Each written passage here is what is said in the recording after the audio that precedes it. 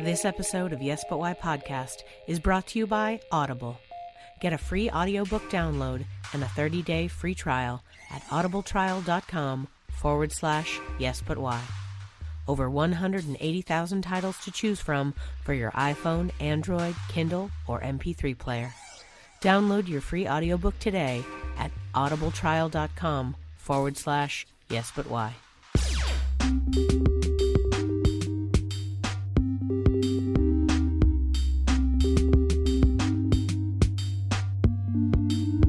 I'm Amy Jordan, and this is Yes But Why podcast. Yeah.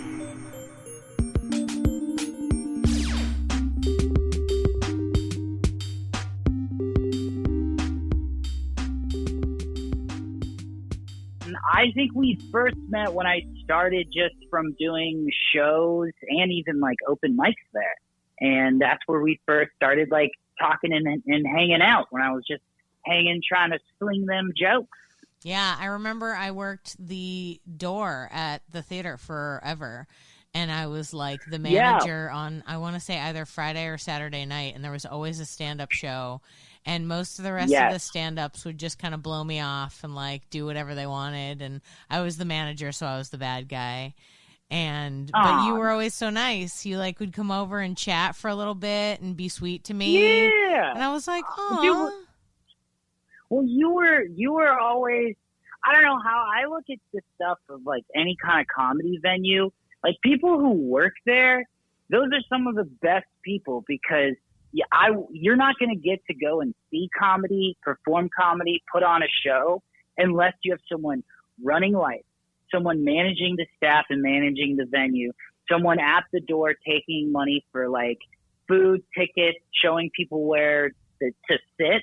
Like that's the heart, of it, I think. So you were just so nice to me too. And I like doing that kind of stuff. And I actually totally remember now, I did that 4th of July show. Were you managing that night? It was like, maybe tell me the story. I think it was, so it was, I believe it was on 4th of July, and it was at the theater. And I remember being super nervous because I was like, who the heck is going to come out to a comedy show when Austin, Texas, there's fireworks going off at Silker, or there's, 6th Street is jamming with tunes, and, E6, the hipsters are still listening to Mumford and Sons, and I feel like I was so worried. And I remember it was so nice because I did get a ton of help from the people working there, and also just like seeing a place fill up with people that like, I think that was one of the most blown away shows I ever put on. And even with the ones in LA, which have been really cool, because I don't know, man, I think you were working that night, because I think there was like a little bit of getting to know each other, and then that may have been one of the solidifying things of like, because when you're in the trenches, man, when you're like, no one's gonna come to this show, I am gonna be performing in front of my cousin and a friend from high school. But and that's it. But yeah, that was good. That's so fun. I do remember a lot of super intense shows where at first it was like, isn't anyone coming? And then all of a sudden it was like, pack the house. You did a pretty good job of always packing the house, as I recall, though. Yeah. You know what? I don't know what it is about me when it comes to like being able to bring people into a place. Like, I remember starting out putting on shows in San Marcos, where I went to school at Texas State, which, by the way, listening to Marin's podcast, Edie Patterson was on there, who's one of the co-stars of The Righteous Gemstone. Mm-hmm. She's an alumni of Texas State University. Yeah, the both of you. So you can like chat about it. You're like, what's up, Texas State? I know, well, dude, I hope, we'll see if I get to go back. It would be dope. But like, I loved hearing that because, San Marcos, man, I started throwing those shows, and I think like I just always had a knack of trying to be like, okay, if you can con people into coming, and when I mean con, I mean the nicest way of like convince them it's going to be the best night ever. And they're going to have the FOMO, fear of missing out. And then the next step was always like making sure there was awesome, talented people performing. And so those two things connecting, and I just ran with it from San Marcos to Austin. And yeah, from putting it on at the theater or putting on the shows at Lucky Lounge, I did with Silas Harper for like 2 years. And then here, I don't know what it is. I think it's just, you gotta like really love something and put a lot of work into it. And I think people start to see it. And then if you just put Chalk Mountain, Texas, the proof in the pudding, you know what I mean? Like, if you tell someone like, I'm telling you, the venue we have is perfect. The location is perfect. The entertainment is going to be great. And, I just feel lucky. I just feel lucky that I've always had a passion for it. And then also people like you and many people I meet along the way who, believe in it. Because that's the thing, you got to have someone believe in it or, you're the only one. Yeah. I've always felt that show promotion is like a little bit of preparation and a little bit of magic. Like you can prepare sometimes forever, but if there isn't a little bit of magic, and I think there's certain people like, and I don't mean this negatively because I feel that we are similar in this way, but like cult leaders can convince people to do crazy stuff. And then they're like, how would anyone ever do that? And they're like, some people just have a vibe where people are like, what they say, or less terribly, people who are like, like the internet people, what do they call them? Like tastemakers is what old people call them. But they're like people who make the decisions. Like influencers. Influencers, that's the word. Thank you. Thank you for bringing it up. Influencers. It's like there's people who say something and all of a sudden all these people listen. And I'm like, and some people are like, I've been working so hard and no one ever listens to me. That's why I think it's like half preparation, half magic. Yeah. It's like, I don't know. It just sort of works out sometimes for some people. I think so too. I mean, I think there's a little magic. It's so funny because like, I was talking to my mom the other day. We're super close, and I'm really close with all of my family, which is like extremely lucky. And when I talk to her, I'm always just like, what's crazy is I still meet a lot of people who don't really know what they exactly want to do, and sometimes it takes a long time. And does everyone even find the exact thing? I don't know. But even for this insane life I picked for myself, like I just know it's what I want. Like I know this is it. Like I want to be in this field, in this kind of creative outlet, in with like acting or comedy or even show promotion. I think like all of that includes a little bit of magic, but I would call it luck. You know what I mean? Like it comes down to a little bit of right time, right place. And I think with the cult leaders thing, you definitely have to have some sort of. Well, it's true because I mean, come on. Sometimes you watch whether it's on TV, on Netflix, or live. Like, let's go to stand up. Sometimes you see somebody and you're like, how did they do that? Yeah. Like, how did they make those things that are just so identifiable to me and make it so hilarious? I think that's the thing with some of that cult leader magic where it's like, you gotta have a certain kind of confidence in yourself to want to even do something like that.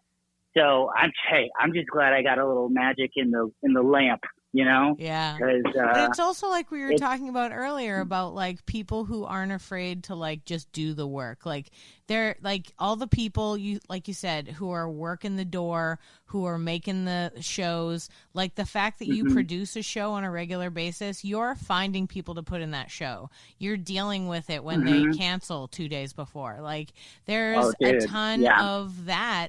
And nobody wants to deal with that. So if you're the kind of person who will deal with that, you're like gold, right? And like half of that is, and half of that is like you were saying before, this is what you want to do. And when this is what you want to do and you're doing it because you love it, you'll do all the roles. Like you don't care if you're handing out tickets or if you're doing the show, you're performing the show, or you're making drinks for people in the back. You just want to be in it. You want to be part of it. Like, and that's that's something. That's important. It's so funny you say that, because I can't agree like any more than what you just said. It's so on point. Where our last show, we had it completely packed, just like full of people, and we, like, one of our producers, he had an event he was at, and he was like, it's LA. He's like, I can't get out of this right now. I'm like across town and all this stuff. And so I was like, yeah, don't worry about it, because we pay a fellow, well, he's a friend, but he's a comic in the scene, and that's kind of something I like to do, where it's like, if I have any kind of open job for our show that we do, it's like, yo, dude, let me give you like $25 an hour. Like, let's do something, like, appreciate to give back to somebody, especially like an artist. But he, had another gig, had another job. And so for the first hour of Doors, I host the show. I help majority of the booking is me. There have been a couple of times. And then like, I'm producing it. I'm making sure the comics are checked in. And then the first hour, I'm at the door, like checking people off on the email list, on the ticketing thing. And it's just so funny, because you're just so right. I didn't even think twice about it. I was like, oh, duh, I'll open up the laptop. I'll make the Excel spreadsheet. Our door guy isn't here. The other producer can't do it. I'll do it for an hour, and then I have 15 minutes to go over my joke notes, and then we start the show. Yeah. So hustle. you gotta just, that's the hustle. Yeah. You gotta love it. And I'm lucky. I do love it. And, I can't imagine doing anything else right now. How early in your life did you know you wanted to do it? You said you're close with your family. Were you like 5 years old doing performances in front of the family, and they were like, this kid's a performer? They're like, this kid. You know what's funny is it is like that. It's like that old story you just hear of, I'm the youngest of three. It's all boys. I lived in the middle of nowhere. I lived in Chalk Mountain, Texas. I lived on a ranch. I mean, I don't know exactly the acres. I think I've said between like 70 and 100 acres, something like that. Like a lot of land for, you would think. And I know someone's probably listening in Nebraska, and they're like, I own 10,000 acres. But, That's I grew up in this audience. small, hey, you know what? Go Big Red. Go Huskers. My dad's a huge Husker fan. Huge Husker fan. I'm not even kidding. He has a place near Omaha. My grandpa bought it. Oh, in like my God. the I've never been to 60s. Nebraska ever. I don't know what it's like. Oh, my God. Well, you know what? I've not been that much. Let's tie in. Let's do a name dropper. I got to work on Gemstones, and I got to work with Adam Devine, and he's from Nebraska. Really? And we did.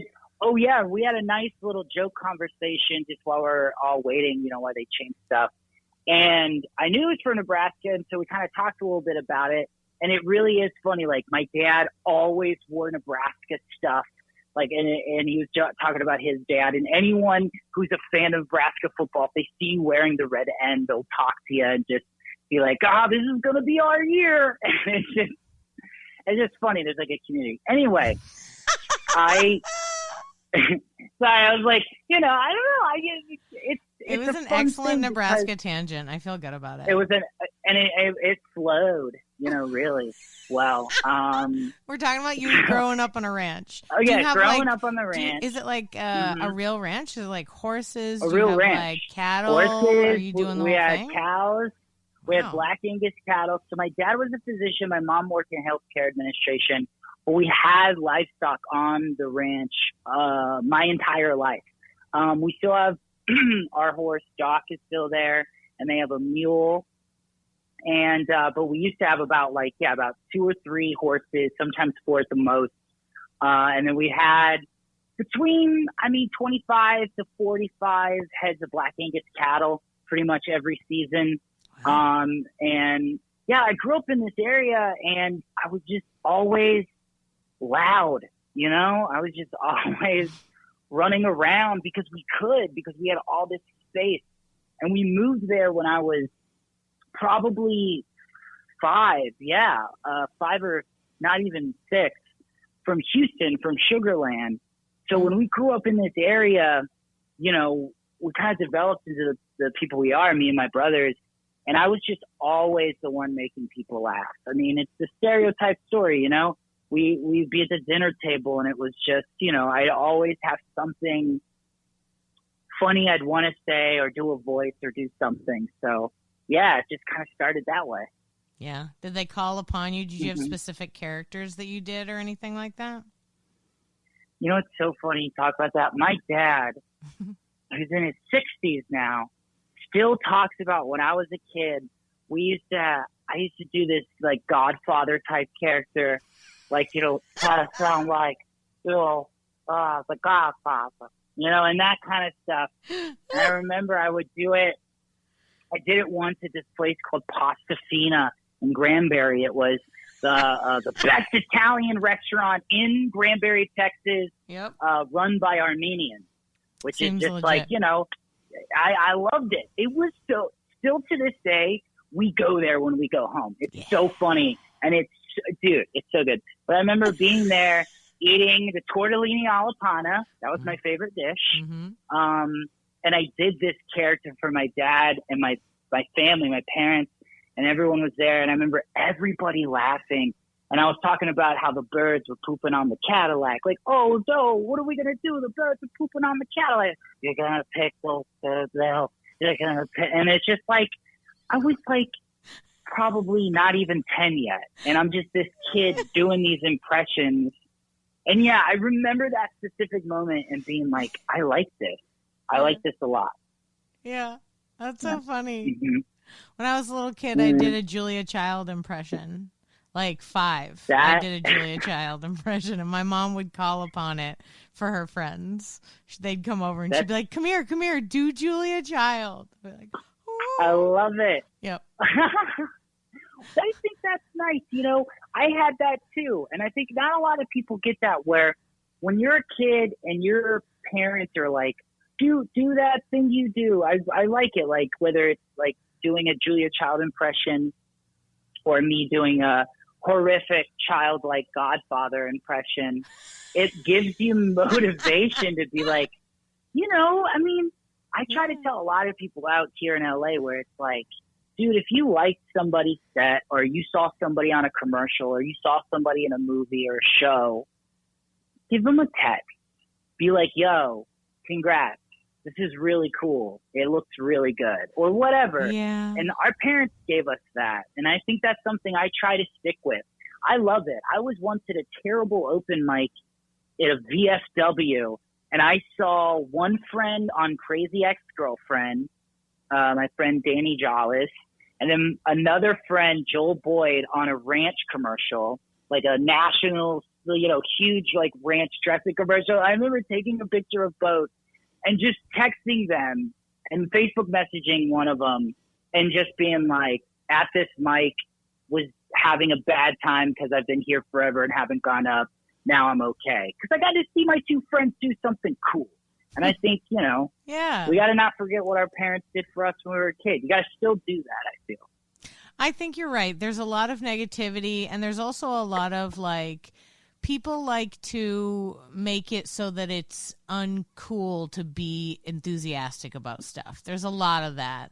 And I don't like that at all. I'm very against that. I think you should be excited and you should laugh loudly and you should enjoy yourself.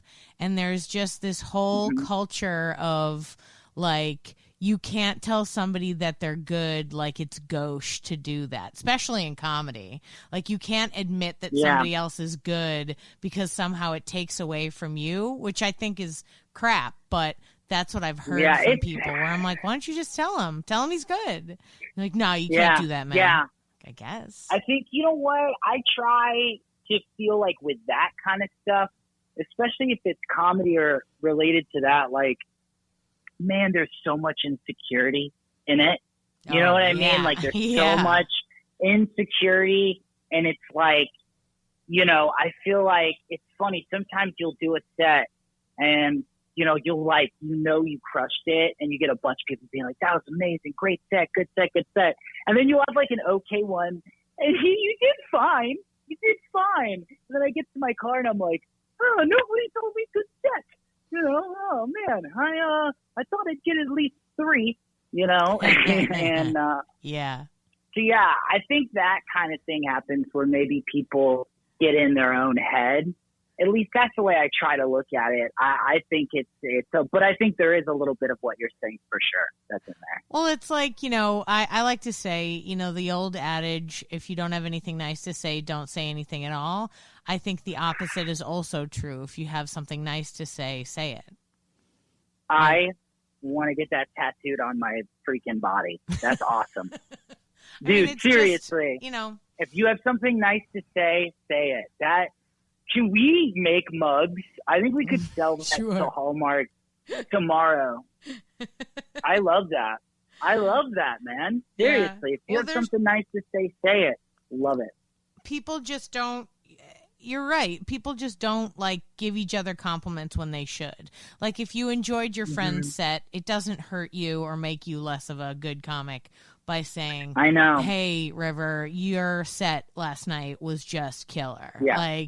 Why not? Killer. Yeah. Why not? No, and I think some of that insecurity does come in where it's like, well, then if I say that and they don't say I had a good set, then is that them feeling like they're more powerful than it's just so strange because there's a lot of different types of a person's personality that goes into it too, like there's ego, there's insecurity, there's happiness, there's sadness, there's, and it's like, I love feeling like, it's nice to win one though. And it's nice for someone else to win one because especially if you like that person and you're like, I like seeing someone that I know is a good person or works really hard at their craft, get something. And it's like, it gives me motivation for me where it's like, there's enough for everybody. You know what I mean? Yeah. That's the thing of pursuing a dream or pursuing a passion. I just don't want to wonder what if. No matter what happens for the rest of my life, I just want to be able to tell my kids one day, hey, you can go for it. And some really cool things can happen. Some really hard things can happen. But I promise you, you're going to learn from all of it. And I think some of those people that hate on people, especially when it's like, some show won an award or something got this, but especially when people get on shows and you see that, it saddens me because I think it's some of those people, they just never went for it. And so this is that insecurity coming out. Yeah. Yeah. I mean, man, you're so kind and forgiving to people. We're talking about these negative people, and you're like, but it's just because their little hearts can't handle it. And you're so great. That's so nice of you. I think what the past few years, and I feel like I've always tried to think glass half full, but honestly, the past few years have been up. There have been downs. There have been, just all of the spectrum of emotions. And in the end, I just feel lucky to be alive. I don't know if it's because of past experiences. We get older, people we love get older and they move on, right? That's something a lot of people are used to, or some people get taken away. I had, someone who was just such a sad thing because it was starting to become a better friendship, and they passed on. And I remember when that happened, we probably hung out maybe a month before. I was texting him a couple weeks before, he passed on. And when I found out about it, I was so devastated, right? You think about this, you're just like, oh my God, man, we just talked. I just sent a text. Like, how is this even possible? And I remember when that happened, I told myself, like, you're gonna live better. Like, you're gonna be motivated in all this sadness that, like, if this good person that you like is not going to be able to have the rest of their life, I want to keep them in my heart, and I want to be like, okay, well, now I got to live double. You know what I mean? Like, we were talking about what we want in life. We would talk about our dreams, and it's like, yeah, I'm not gonna just let all negativity and stuff, you know, because this person doesn't even get to be here anymore, and I'm here. And I think that was a huge wake-up call. Yeah. Yeah, that can be really hard when you find out, you know, when you lose somebody like that. And a lot of times, you know, people are taking stuff very hard. You know, something else I was going to say with reference to this, and like doing a career like this, it can be hard. And, you know, insecurity can rear its ugly head and make you, you know, have a harder time dealing with other people's success. But in my mind, especially as I've gotten older, I look at success in terms of longevity. Like, have you made it through? Totally. How many really hard times have you hit and you've made it through? Like, you're like in my mind, like the people who have literally been going to auditions for 20 years and we don't know their names, those people are more important to me than like Brad Pitt. Like, because they're doing it. They care. They're in it every day, doing the work, trying, making it happen, doing whatever gigs they can get, because this is what matters to them and what they want to do. Yeah. And also, there are times when not even just like acting and you don't get auditions, but sometimes like in creative times, you just have nothing. You have no inspiration. You don't know what to do. You have to take a break, you know? Yeah. And how do you stop that? What's going on with that? Like, it's just, you have to be able to stay the course and know that the work that you're doing is worth it because you care about it. Even if everybody else is like, this is terrible, what are you doing? Don't do it. If you care about it, you got to keep doing it.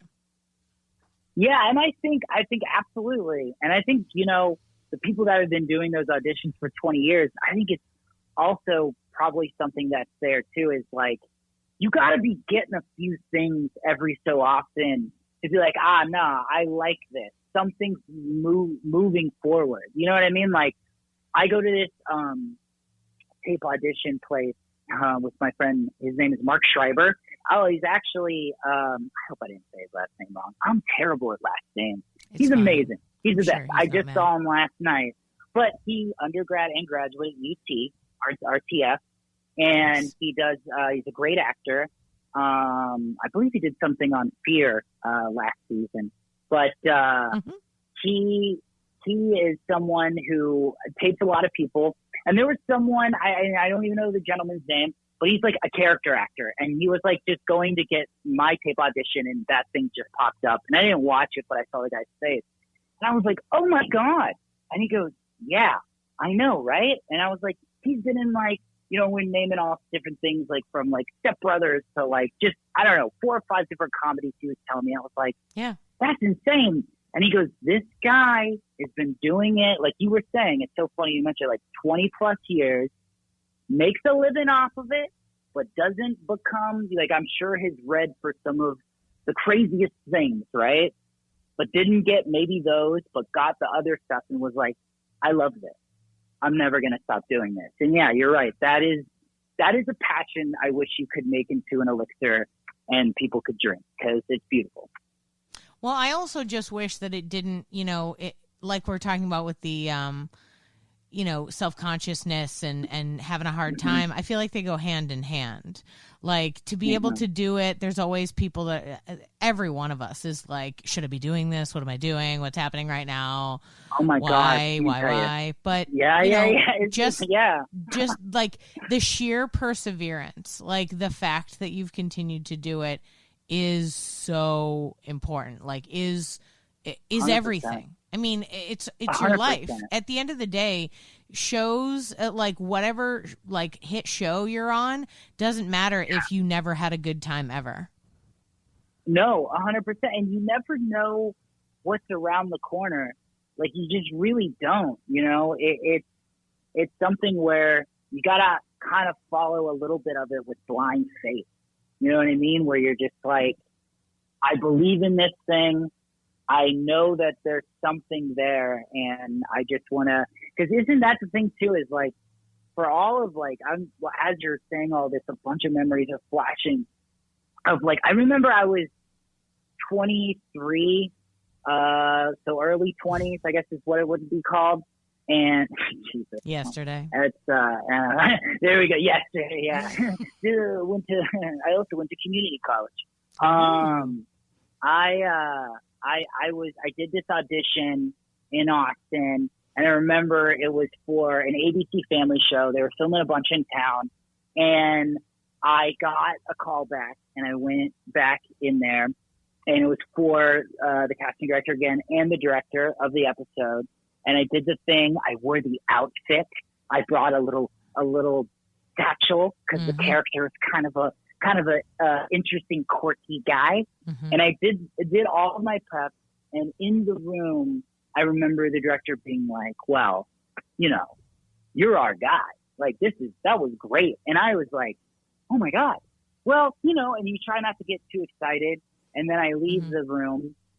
And, you know, I let my agent know. I was like, "Hey, I think I booked it. Like, I don't really, you know, I'm still figuring it out. I'm still figuring it out now." And then I remember I got a call like maybe a week later, and you gotta understand, like, I thought I got it. My mom came into town because my aunt happened to be passing through, who lives in the Northeast. We went out on 6th Street. We had a good time because we were celebrating that I booked my first thing, my first, you know, real thing. And then my agent calls like a week later, and she goes, "Hey, are you sitting down?" And I was like, "Yeah." She was like, "For some reason, because you have to get passed by the network when you go on TV, they have to pass you through like the executives and stuff too. At least to my knowledge, you know, I could be, you know, but anyway." And supposedly there was, from what I remember, there was an executive that was like, "I just don't think this kid's face is like," literally after you played, it was like, "This face just doesn't seem right." You know what I mean? Not saying like I look off, but no, literally I've heard we're that in before. entertainment. Yeah. It's not a good thing. The director, what she told me was like, "This kid is perfect. He performs really good. Like, if you don't want this, you might as well cut the part." And then I'm like, I hear nothing. And I go, "What happened?" And she goes, "They cut the part." Oh, They cut it. And I remember don't give him the option, director guy. You know, but he was good. You know what? And I think about that now, and I'm like, that's a TV director who's definitely, you know, you have to have done a few other TV directing gigs or at least be established to like do some sort of network thing or what have you. And it's like, he went to the bat for me and they cut it. But yeah, I remember that feeling of like, dude, someone said they don't like my face, so they cut the part. Oh my what? God.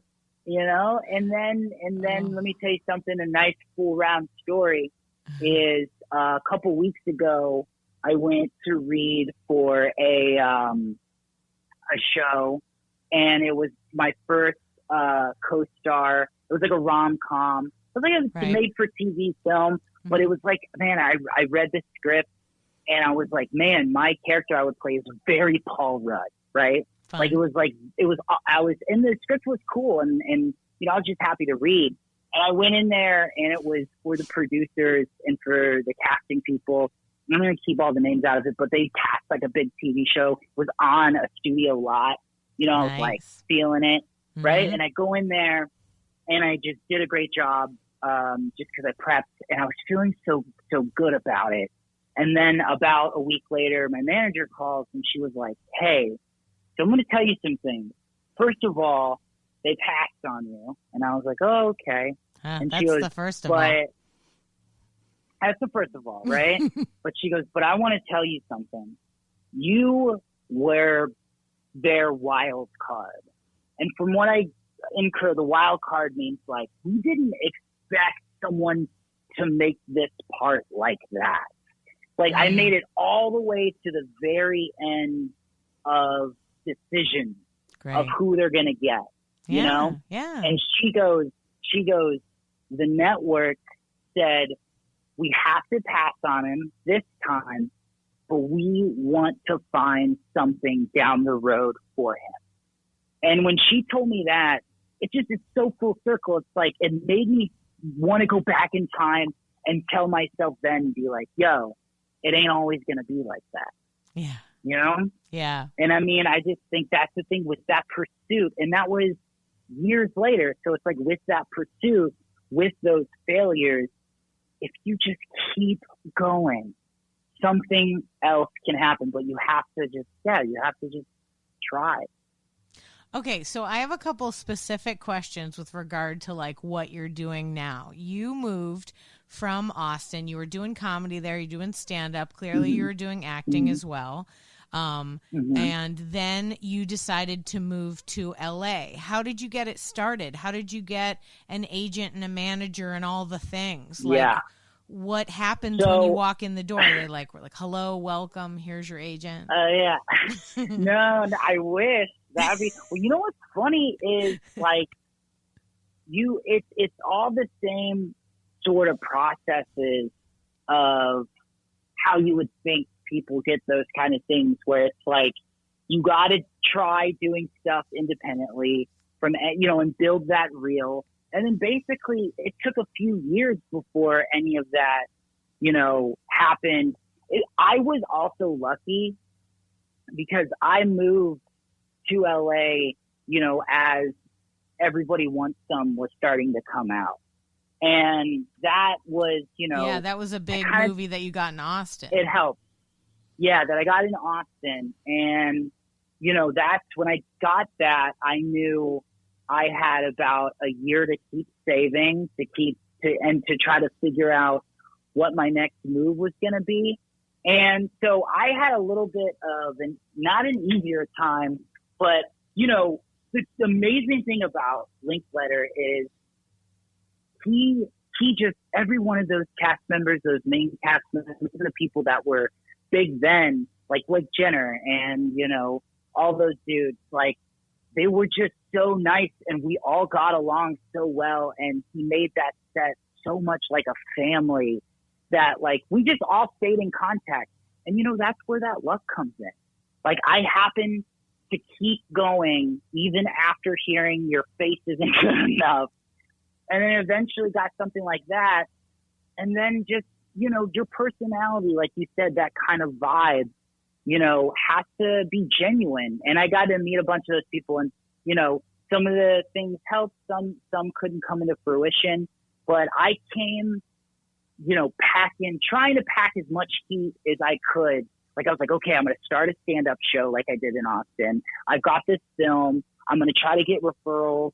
I'm going to try to build an ecosystem of just like, you know, I mean, the first 2 years here, you know, it was all just trying to build yourself with your feet on the ground, because, you know, you have to start when you move from any scene to LA, and I'm sure it's the same in New York, I don't know, you're starting over. So I just was like, before I moved, like even on the cross country trip, I was like, what did you do when you were in college at San Marcos and made the trips over and over again to Austin, or when you lived in Austin for those few years after? Like, I just noted everything and said, you're going to do that exact same thing, but in LA. And it kind of worked. Totally. I've never understood why people don't like that. I love that. I love restarting again. I love, like, going to a new place, and like people are like, I have to take level 1 again. I was like, if I could take level 1 of anything forever for the rest of my life, I'd be so happy. Like, don't you want to be, if you know the thing, aren't you excited to be smart? Like, come on. Well, I think I love that about you. And I think that's such a genuine, beautiful thing. But I think what happens again is the insecurity. You know what I mean? And let me tell you something. LA is amazing at knowing how to weed people out. You know? Yeah. I remember watching somebody at a mic, like one that everyone tries to hit a few. If you're not getting booked, you got a mic. That's what you got to do. And I saw this comic who always was having a tough time, and it was like a year of seeing them always have a tough time. And then I saw them quit comedy on stage. Like they then, moved out of LA, and they have a great life now, by the way. This isn't a sad story. You know what I mean? They went for it, and they just felt like it was going to be too hard of a pursuit. You know what I mean?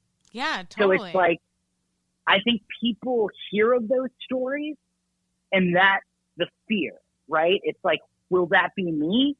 Well, you know what? I don't want to, the Struts have a great song, I think it's like, could have been me. I love that song because it's like, that's my fear. My fear isn't of starting over. It's of never knowing where I could have gone. I just really think that you can be as many people as you want. Like I understand to a certain extent things like a career in, TV and film. You have to put the hours in. You have to go to a lot of auditions for people to see you before anything works out. I mean, not always, I guess. Some people just walk in and they're like, "You're a star." But very few I would think, but I'm sure there are those crazy situations, But I think you get a chance to be different people, and if you're brave enough to actually make that chance, like your friend who decided that comedy wasn't for him and went on and started a new career, why not? If you can do that, if that's something that is exciting to you in any way, go ahead and do it. You know why? Because you can cross this one off your list. You can say, I did it forever. No 100%. One's ever going to ask you for your credential. P.S. Anyone who ever does this occasionally and then, just tell anyone you do it, and they think you're 10 times cooler than you are. It's so crazy. They're like, so oh, my God, you funny. Do comedy? That's so amazing. All right. I don't know how you go up there and do it. Right? You're just it's funny because, again, it goes back to what we talked about in the beginning. I think there's a lot of people out there who have a lot of things that they would want to do, and it doesn't have to be specifically comedy, but when they hear you're a comedian or they hear you're a comic or they hear you're doing something like that on stage, I think they're always blown away because it's like, wow, you're putting yourself out there. And that's where I think the amazement comes from, where it's like, you're willing to only be on stage alone, like if you do stand-up, without a duo act.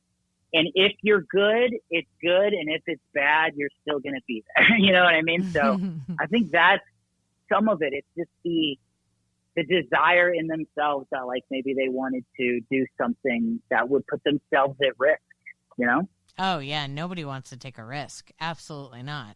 I mean, in the whole industry of it. Now, that's something that comes up, the world that we live in now is very freelance culture. So I feel like everybody's getting a taste of it because it's now it's everyone has to work job to job, no matter what your job is, because there's no place that has a pension or a long-term working. No, yeah. So everyone's kind of getting it. Yeah.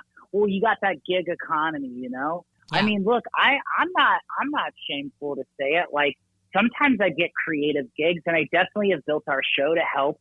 But earlier today, I'm doing a freelance gig for a marketing company, which is really great. And I got it because of a good friend of mine who I met through going to my stand-up shows that I throw.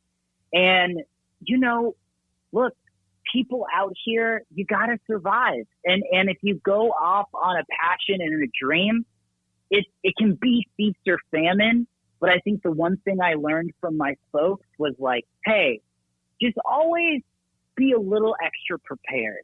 So even though, it's so funny to do a bunch of different day job stuff while you're auditioning for like, again, I won't go into, God, do I sound more LA right now? I don't know. You know what I mean? Like, maybe. I feel, well, I don't know. well, like yesterday, well, I'm saying, like, what I'm saying is, like, yesterday, I couldn't do the freelance work. I get to do it at my own pace, which is really great. Yeah. And I did 3 auditions, and, you know, one of them was on a studio lot. The other one was at Viacom, and for like a last minute audition to be, and I think we were on the phone, and that's why we had to do this today, to portray a rock idol on television. And then the other was for a big show, like another big TV show, but for a tape read. And then today I'm going coffee shop to vintage store to coffee shop, laying down these like brochures, Golden Voice does, which is like the people that like put on, I believe they like put on, they have like Mac DeMarco concerts. They throw huge concerts at the Greek Theater, the Shrine, like huge places in LA. I think they do something, or are Coachella, you know what I mean? Mm-hmm. And the day before, I'm at all these places because I want to keep being a working entertainer. And then today, you know, I go to a fancy coffee shop. I'm like, hey, man, I've got these zines for the end of summer concert series. Can I place them right here? Do you mind? And I had this dude just be so rude to me, right? And it's fine. We don't know what people are going through, right? But this dude was so rude to me. And I walked out, and I had to, like, take a moment to breathe because we all get frustrated. Yeah. But it's like, Jesus Christ, the day before, it felt like a dream. And then, you know what? I'm glad to get back to that reality, because that's also the thing that keeps you working. Because you're like, yeah, man, it ain't always going to be easy. And I hope one day things are way more consistent. But, you know, you got to survive. Yeah, you have absolutely. To. Absolutely. And you're just throwing lures out, man. You're just throwing lures out, trying to do different things. And it turns out one of the lures 100%. was a guy who was like, hey, can you hand out some flyers? And you're like, I got it. Believe me, if you were the first comedian in the world to hand out flyers, I would be surprised. But it's like literally everyone's first job. You know what's so funny is like my ego is like, well, they're like brochures, but okay, you know. I hear you. They're like they're really fancy. Yeah, let's see. I got one. Travis Scott. I've delivered all sorts of things. You know, I know. No, but that's the thing, though, too, is you're right. You know, you do. But what I was getting at, too, is I got that job from doing what I love. You know, someone hit me up and was like, yo, here's an amount of money. Here are these boxes. You get to pick all the places you want to do. You get to do it however you want to do it. We just need this, this, and this. And then they, you know, that freaking, you know, I stick that right into a savings account. And I'm just like, cool. Because there might be a time where, you know, I'm like, no, dude, I want to write this script. I have a chance to sell it, right? Or I have a chance to do something with my time creatively that can fund me being a full-time creative. And then you have that savings from that hard, humbling work to be like, nah, I got rent this month. Let's work on this script. Let's do this. Like, I want to make this dream happen. So I think you just can't ever let that ego take over and be like, oh, I'm good now. I got a couple months rent ready to go because of like a gig or something. But nah, not me. Like, it's never gonna be just fine. It's like more evidence that you're like a lifer. You know what I mean? Like, I can't think of more of a liability possibility in that job. Like, they're giving you a thing and saying, hey, could you distribute this? And here's the money. You could just throw that in the trash, but you're not going to. No. And that matters. You can't do that to somebody. But that matters. The fact that you won't, the fact that they can trust that you won't, that raises you to a higher level than a lot of people. Purely because you're like, very sweet. No, I mean business wise. Think about it. from the cold, Oh, hard business end of, is this person going to get this Yeah, job I'm done or taking not? all this stuff. Yeah, that's true. Just end of No, the that's day, true. it's not about whether you're nice or not. It's like, especially in the world where it's like, this is a business, come and do your job. I don't want to hear your opinions. Like, get it done. You know, and everybody has their opinions on the internet, but I can't imagine you're walking into like an actual, you know, set with all your opinions. You know, you don't swing into a sitcom as like a small player and you're all like, actually, I think you should be doing it like this. You're not. So No. You're definitely, that's the thing too, is like, I'm excited just because it's fun to learn. Like you were saying, you know, it's fun to be back into an atmosphere, you know, if you can get there, especially from time to time or consistently, of like, you just with life, it's like, yeah, man, I want to learn, you know, I want to learn stuff. I'm going to open up to you because we're close. Like right now, I'm going through a breakup and it's awful and it sucks. And I love this person and I still care about them. And it's not just because we're doing an interview, but you know, you gotta see the good. And I'm just so, you know, there's just so much of life where it's so easy to be sad. It's so easy to be negative. It's so much harder to just try to move on and show with action of how you really feel. And not everyone's going to see it. And not everyone's going to feel it. But like, even in this epic heartbreak, because I feel it, you know, like I feel heartache and I haven't felt heartache in a long time, but I think it's beautiful because now I know I can have those amazing experiences I had with this person. And they truly were. I had feelings that I never thought I'd have for, you know, a significant other. And I had them.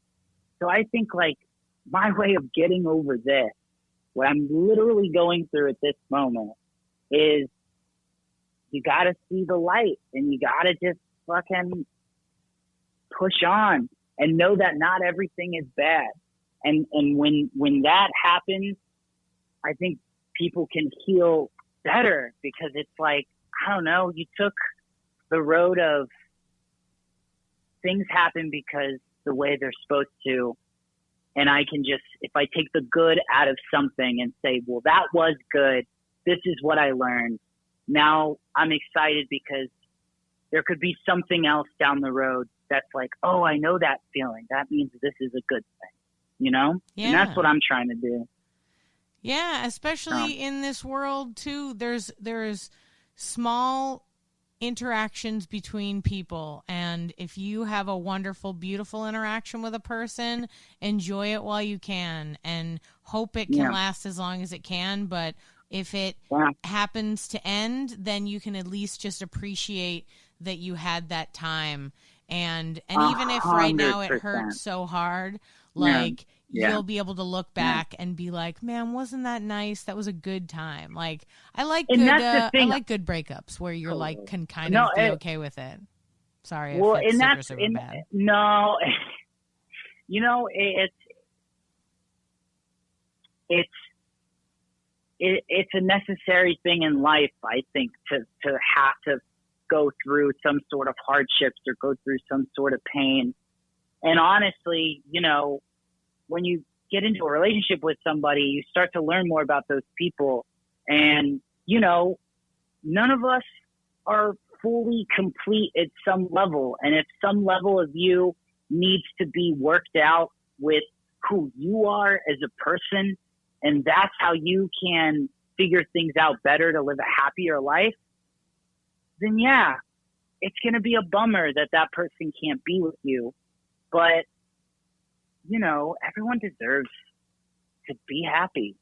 And, you know, there's a lot of people out there who have a lot more sad stories of ending relationships. And, you know, I think that's always something to remember is like, look, this doesn't feel great. but it could have been way worse.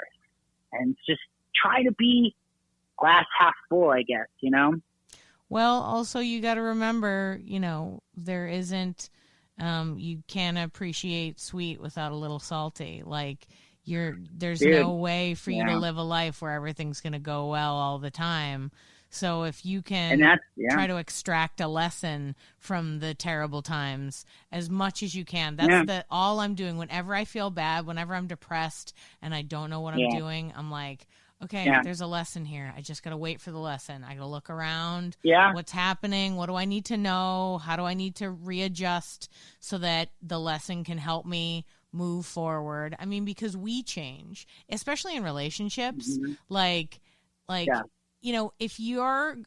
When people get married, I don't think they fully grasp the idea of so you are both going to become totally different people, maybe a couple of different times while you're together. And you have to try to refit yourselves back together like puzzle pieces every time one of you goes through an epiphany because you're individuals and you have decided to hang out together. And I feel like people think that it means having a perfect relationship when you're married, but I think it's hey, this world is really hard, and we've agreed that we're going to take care of each other during this hard time, no matter what happens. Even if you're the worst and I'm the worst for a while, it's all right. But but you have to go through a bunch of, I really think you need to date a bunch before you get married because you need to figure out what works for you, figure out what kind of personalities work with yours, and you need to figure out what you want in the long term. I always think, when my husband and I are fighting, I'm like, there's no one else in the world that wants the world the way you two want it. So just get through this, work through it. There's nobody who can wants to live this life the way you're living it. And you have to, beautiful though. That's beautiful that you have that because that's what it takes too, is it has to be, someone being like, I know that this is going to be worked out. I know this person and I care and love this person. And, that's a beautiful thing too. And I think it's tough for me sometimes. And again, and I'm not even just saying this because of the interview, no qualms in the breakup. No, there's some misunderstandings, but that's breakup. But I wish her the best. And she absolutely, I feel in her heart, wishes me the best. And you never know what the future can hold. I like kind of throwing a nickel in the well. You just don't know. Mm-hmm. So it is better to feel that way because I'd rather be I want this person to have a good life. I want to have a good life. Isn't it nice to just know people can be happy even if it's down the road and it's not exactly what you thought it would be? But as you were saying those things, it made me think my parents have been together, I think with dating 40 years. Yeah. And, that's kind of a high bar to look at. And I try not to look at it and set a bar, but it's also in truth of, two people have to want to work together on something. And definitely dating has helped me be oh yeah, this is what, corrections, maybe things I could have done better, or we learn what we maybe could have done. And I think when we're in that final solution, that sounds weird, but a marriage and you're no, this is someone I want to spend the rest of my life with. You've had so much experience in that you know how to move forward in a positive way that helps the relationship. And I'm just learning. So it's time to learn again, right? Time to take that improv 101, baby. Yeah, do it. Start your life over. Be who you want to be. Well, and that's the thing is just, it's all about, I think, moving on health in a healthy way.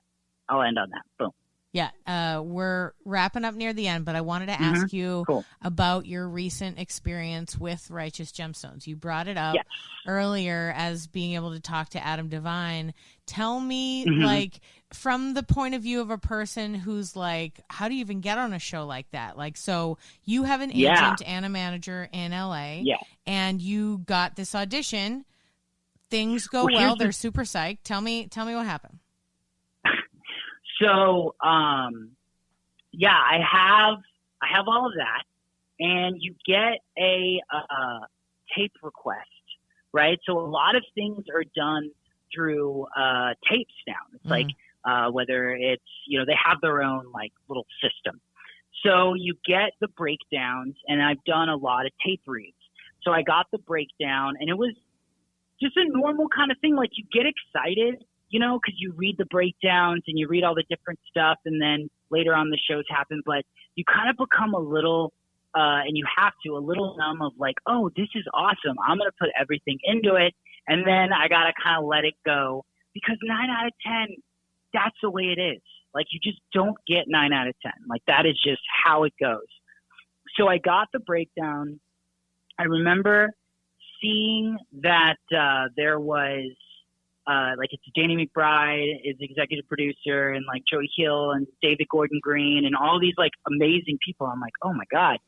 And I read this part and taped it, sent it out. And it was actually these casting directors. They're the same ones who did Vice Principals. Mm-hmm. And a few years back, I also read for that show, and I would put on tape like 3 times. And there was some things happened and some things changed. It seemed like I might have something, but I guess something didn't work out. You never know how it's going to go. It's nobody's fault, because it's a mess to just be in it. And I remember all those years ago, again, being like bummed out. And then when I saw this, I was like, oh, cool. And it was actually my girlfriend at the time going, oh, those are the same casting directors. And I was like, really? And she was like, yeah, they did the other show. And then when I sent the thing in, you just don't ever know. So what happens is they, go through the pick, and then I guess they show the EP, and then that production picks who they want. And then, you get a call from your agent, and they're like, hey, you've been booked. Now you got to get cleared by the network. So when you get a part, you then have to wait like another week, and you're like, oh my God, okay, well, do you tell your family? Are you excited? Like, you know what I mean? Yeah. Just because, and then, got cleared by the network, and then, they started sending out dates, and then it's unbelievable because, this is my first booked TV experience. I mean, within a day of getting cleared by the network, I have production calling, and they're like, okay, we're going to have the arrival van at the airport at this, like, when is your arrival? And then we're going to have you do a costume fitting. You just all of a sudden have a schedule, and then it's nuts because you're like, dude, 2 weeks ago, I didn't even know this was going to happen. That's the kind of fun about this stuff, is it's almost like you're scratching off a lottery ticket, Yeah, totally. And then all of a sudden, out of nowhere, you just won, some good cheddar. And you're just like, awesome. And so that's how that happened. It was just off of the tape, but I think it has to do with, I got really close, and this is my own feeling, but I got really close to a thing that they did a while ago that was another McBride show. It was his same production company, Jody Hill as well. And, that's the whole thing, back to what we were talking about, is you just keep going, because you never know what's going to happen later on. Yeah, absolutely.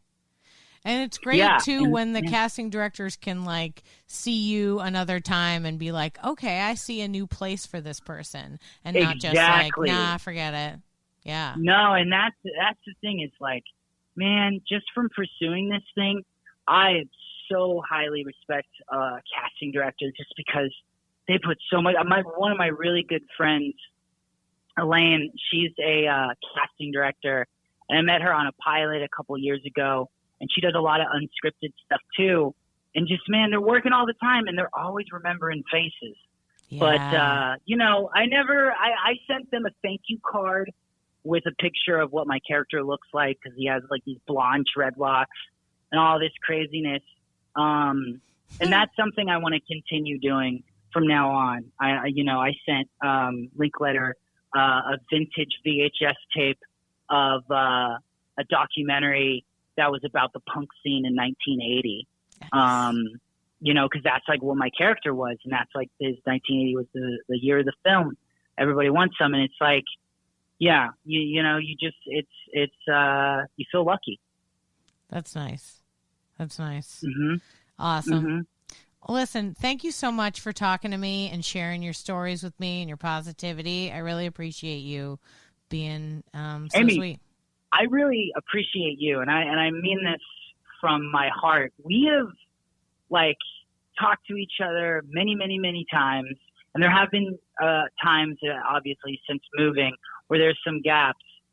Dude, you have never shown me anything but kindness and understanding and just such heart that I really appreciate it. And it's so funny where you think like, oh, are people going to listen and be like, that kid's full of it. But it's like, I'm not. I really appreciate you.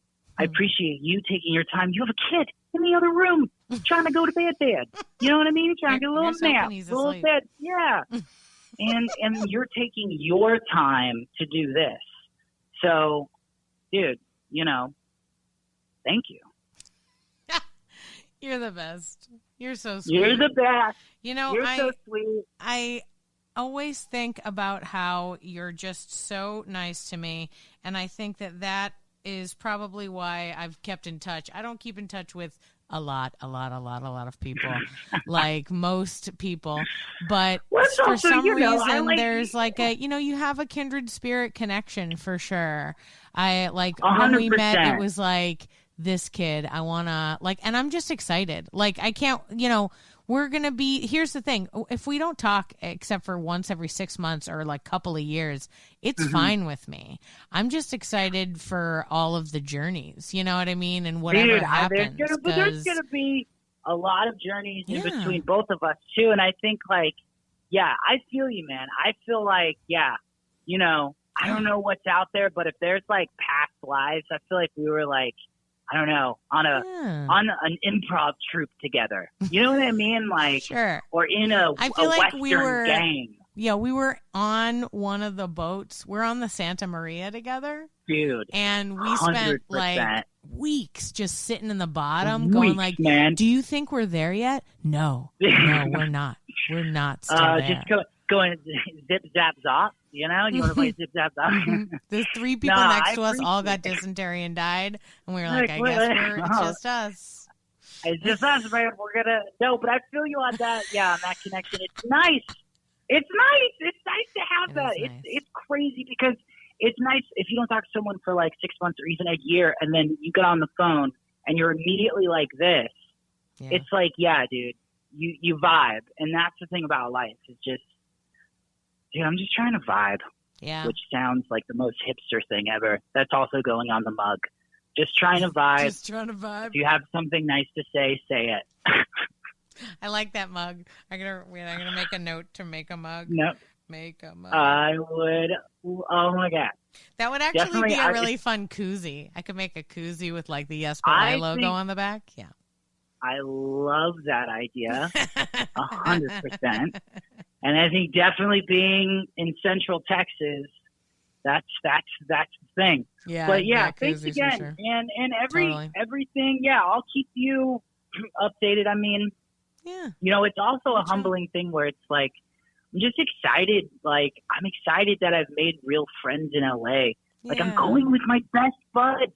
We're all going as a group to Halloween Horror Nights. Like, that's just something I want to put out there too at the end of this is make sure you have a good outside life of that passion. Because that passion should be everything, which is great. But man, you got to know that it's good to have friends. It's good to go out. It's good to take a day off. Take 2 days off. You know, go have fun with your friends. Call your parents if you can, or your siblings or cousins or friends like us. Like, I think a lot of artists, they get like, why am I so drained? Why am I so this? Why am I so that? Yo, make sure you live life, because that's why we're here too. Yeah. That's the koozie. Boom. Make sure you live there life. I love it. I love it.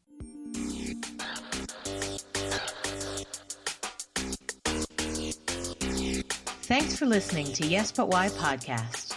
Check out all our episodes on yesbutwhypodcast.com or Check out all the content on our network, HC Universal, at hcuniversalnetwork.com.